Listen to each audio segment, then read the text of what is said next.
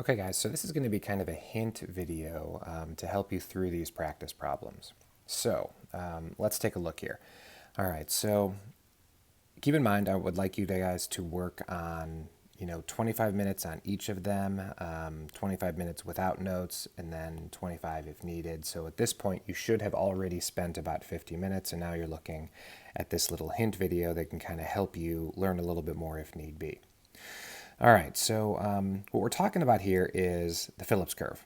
Okay, so you see that the actual rate is 7%, the natural rate is 5%, and the inflation rate is 3. So if you remember what is graphed on the Phillips curve, you've got on this side the inflation rate,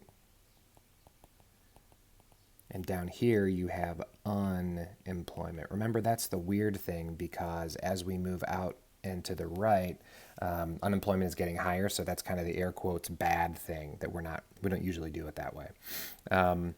Okay, so you're going to have a long run Phillips curve, and remember that that has a particular shape, and a short run Phillips curve also has a particular shape. Okay, so now we're on to part B. So there's your hint for A, and then you can just plot point B along with the numerical values. So remember, it's going to ask you to put something here and something here in terms of numerical values that you got from the top. So assume we take no policy action to reduce unemployment. In the long run, will each of the following shift to the right, to the left, or remain the same? So remember how this is the idea. The short run aggregate supply curve is going to move because of this. Okay. And it's basically, you're going to learn this a little bit more in chapter 36, but with no intervention and time, the economy will resolve itself, right? So this is the classical argument. Eventually it'll resolve. And how does it resolve? There's a particular way that we've discussed. The long run Phillips curve, this is about the durability. This question is asking you to know about the durability of the long run Phillips curve. Does it change? Does it move? Okay. All right, moving on to C. Identify a fiscal policy action that could be used to reduce the unemployment. So the key here is a fiscal policy action. So what are your choices, right?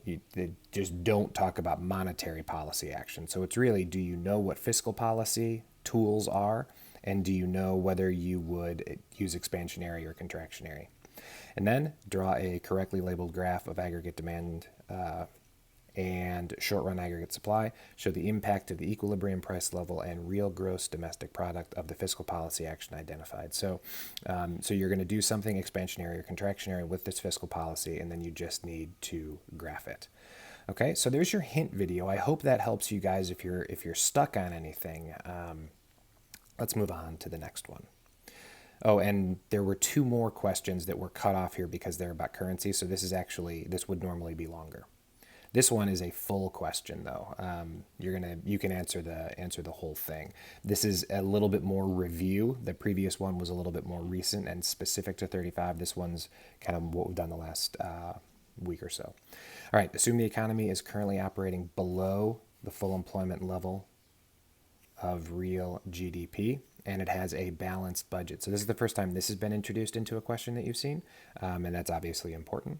Draw a correctly labeled graph of aggregate demand, short-run aggregate supply, and long-run aggregate supply. So this is, the very typical graph. The current output at Y1 and P1, you've already seen that, and the full employment as YF. So part A, this is a really common question.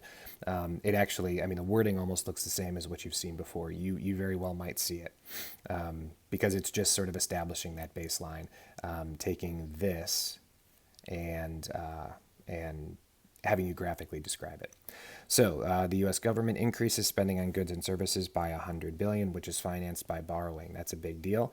How will the increase in government spending affect each of the following? So cyclical unemployment. Can this be changed? Okay, will spending change cyclical unemployment?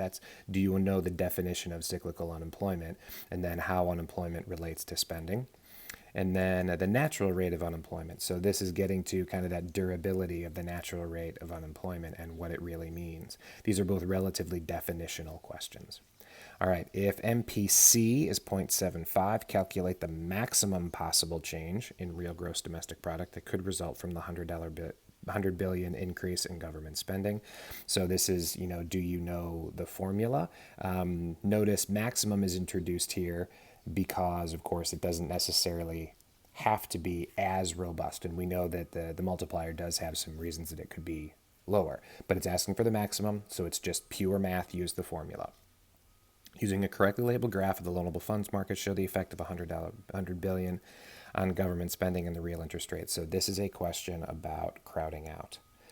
And remember, back in school, we talked about the two different ways that you can graph crowding out. So you've seen both of these graphs before.